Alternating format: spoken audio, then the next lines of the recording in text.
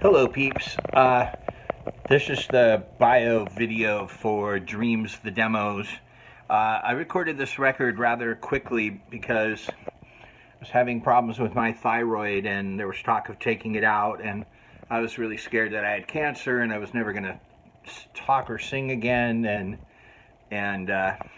so I did a quickie demo version of a future record that I had planned.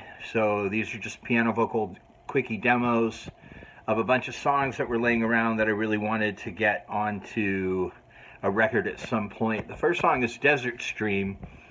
Believe it or not, Desert Stream is the ex-gay ministry at the Vineyard Christian Fellowship, and I wrote their theme song once, and great song though, and I decided just to keep it as mine. It comes from the Bible, and it basically just says that, that God's like a stream in the desert, that in our hardest times He's right there to comfort us and to nourish us. And the second song, Maybe You Died, is new for the record, and a new song I wrote for the record, and it's one of those songs about, someone you meet that acts like they love you and then they ghost you, and hopefully maybe they just died, and that's a really good excuse for them not calling you back. And As Long As You'll Have Me was actually written for this record about a fan who catfished me online, not to date, but someone who pretended to be a fan and in love with me and all this stuff, and then it turned out to be something completely different, but it gave me the idea for the song. And Another Lonely Year I wrote for this record, and it definitely sounds like Elvis Costello's Girl Talk. And Girl Talk is one of my favorite songs in history, and I love Elvis's version of it, but most of us heard Dave Edmunds' version of it first, and I'm talking about it and I have chills. There's just some melodies that are just so good, and I loved how in Jesus Christ Superstar they reused a melody from Joseph and the Amazing Technicolor Dreamcoat, which they had written previously, so that tune, na na na na na na na na na na, was in Joseph and the Amazing Technicolor Dreamcoat, and then it was in Jesus Christ Superstar, and then it repeated throughout Jesus Christ Superstar as kind of a theme.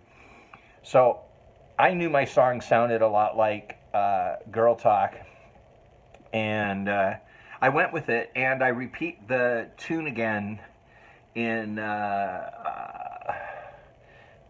Vanish into Thin Air as well, as homage to Elvis Costello, Dave Edmunds, and Tim Rice and Andrew Lloyd Webber, and everyone else I love. Linda Ronstadt recorded Girls Talk, and I love her version of it. The song is really good. Maybe I should have just done that. Who knows? Maybe for another record. You never know. And let's see. The fifth song on the record is Pass the Cupid Doll, and that was on my High-Risk Sexual Behavior record. The reason it's here is because I did it a cappella on High-Risk Sexual Behavior, which, by the way, is one of my favorite things I've ever done. If you can download it for free on my website or get it all over iTunes, but you can also watch the video of the concert on YouTube, and really one of my best projects. I'm quite proud of it. But I wanted to have a musical version of it, a song with accompaniment. And if I record another record, I will seriously consider doing Pass the Cupid Doll as a full-on rock song the way it is. Then there's Strength of My Life, which was written by Leslie Phillips, now Sam Phillips, and I was at church when she premiered it the first time and taught us to sing this amazing chorus that we actually sing at the church I pastor. It's one of my favorite songs of all time. Alive and Well, Trapped in a Horrible Relationship, brand new song for this record. It's on here, and then there's a reprise of it because I was having so much fun recording it, I improvised a reprise. And Vanish into Thin Air was written for this record, and it was inspired by a scandal of a school principal that I knew that got caught with young boys. And Precious Memories, a classic hymn. I first learned it from Merle Haggard and Tennessee Ernie Ford. I'm not sure which order. But now you have my creepy version. And then It's Not Okay. I recorded an album in the 80s that predated Marilyn Manson and Guns N' Roses. And if you can get an idea what it sounds like. So sometime in the next couple of years, I'm planning on secretly releasing that record and putting it on the internet, on the website, and on YouTube. And It's Not Okay was one of the songs in it, and it's an all-time favorite of mine. It's grossly inspired by Alice Cooper, and I very rarely do I just write a song because it'd be fun to write it, and I wrote it, and like it has a million of my personal experiences, but nothing in particular, and it's a lot of fun. And then you have the Alive and Well reprise, and then the last song on the official record is It's Time, and that is a song about my son Frisco, who was killed 4 years ago, and I want to say that it's a perspective. It's not exactly where I'm at. I mean, it does say, I guess it's time to realize I'm not alone and that I have Jesus, and there's an element, there's an air of, I should say, hope that I'm doing great, and I've made peace with what's happened, and that is untrue. I've made a sort of peace, and I love Jesus, and he's been amazing through this horrible process, but it's the song I wrote shortly after he had died, actually, and that's gone through a lot of changes over the years, and I said, I need to put it on a record. If I'm going to lose my voice, this is something I really want to save for posterity. And then there's 5 bonus tracks. There's my version of He's Gonna Hear You Crying, another Leslie Phillips, now Sam Phillips classic, about a song sung to a suicidal person, trying to talk them out of taking their life. And I've always loved this. I remember the first time I heard it when her first record was done, and she played it for us in our college class at Church on the Way. And I remember hearing the song for the first time, and I was so moved that gospel music didn't suck anymore, that Leslie Phillips changed gospel music for me. She will always be my hero for that. And I love what she's done as Sam Phillips. I'm torn because I wish she loved Jesus, but I know the people that she was dealing with, and they're the kind of people that would make you hate Jesus. So I understand, but she's quite a talent and quite a songwriter. And speaking of songwriting, the next song is Picture This, and anyone who knows me knows that I love all things Blondie, and I would hate to have to pick my favorite Blondie song, but if I did, it would be Picture This. Anything that has a line that says, I will give you my finest hour, the one I spent watching you shower. I write songs all the time. I come up with great lines all the time. I will give you my finest hour, the one I spent watching you shower, is probably the most innocent and erotic and romantic and transcendent image a song's ever put in my mind. And and being sung by a woman to a man, you don't really hear that, so it was really romantic. And that and Fan Litter, that was totally going to say the name of the other song that's my other famous Blondie song. Fan letter, I set my hand to write in you. Oh my gosh, that's another favorite. Two songs that really, really, really opened my eyes to what songwriting could do. And the next song on the record is I Want to Be Sedated. And honestly, I did it for my son Frisco.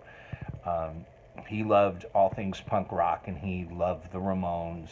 And I swore after he died that I would record a Ramones song in his honor. And I picked this song because if you listen to my version, you know, I slow it down, and it's sad. And it basically says, I only feel safe and healthy on stage, and you may as well sedate and drug me the rest of the time because I don't know how to function. And that's pretty much how most performers feel, especially if they have tragic loss as their daily routine, that at least on stage you're outside of yourself and you're experiencing something a little different.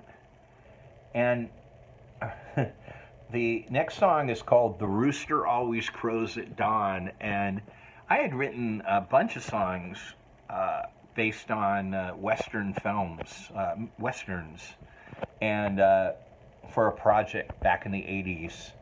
And I got some of the best songs I've ever written. My song Trust Me, that is somewhere on one of my records, maybe. I don't know. What song is Trust Me on? Oh my gosh. I want to say it's on the acoustic record, but it's somewhere. It's somewhere in my canon. In my canon, my catalog. Oh, my. Anyways, and A Spirit of a Man, which was on Leading Horses, that one I remembered, was based on Pale Rider with Clint Eastwood. And Rooster Always Crows at Dawn, damn it, based on True Grit, Rooster Cogburn. And it's always been one of my favorite songs I've written. I've never had a place for it. But it cracks me up. It's 1 minute and 23 seconds of pure happiness for me. And it's here. And the last song is, I auditioned for a lot of stuff as an actor in Los Angeles. And I needed a kitschy, catchy, bluesy song for an audition, and I wrote this just for an audition, and it's called You Dump Me, Baby. And again, I wanted to just put it somewhere. I wanted to save it for my kids, so here it is on the record, and it's called Dreams, the Demos. And I'm sorry, it's all one takes. There's mistakes, there's things I certainly wish I had been able to flesh out, but it was an emergency record. I am still working with an endocrinologist and trying to work through what's growing on my neck, but it currently is not cancer, but may require surgery, and neck surgery and thyroid surgery can affect the vocal cords. So I did this on purpose, just to have a record of all that I had left. So if God forbid I couldn't do it again, at least I've done it. And I just want to say this, I have 26 records, this is 27. I have done it all. I am so grateful that I got to do this, and I hope I get to continue, but if I ever have to stop, no regrets. No regrets. I did it. It was a blast. We moved over 3 million records. I never made a penny, but a lot of people got their worlds rocked for Jesus by Paisley, and I feel really good about that. I feel really good. And you know what? Damn it, some of these songs are really, really good.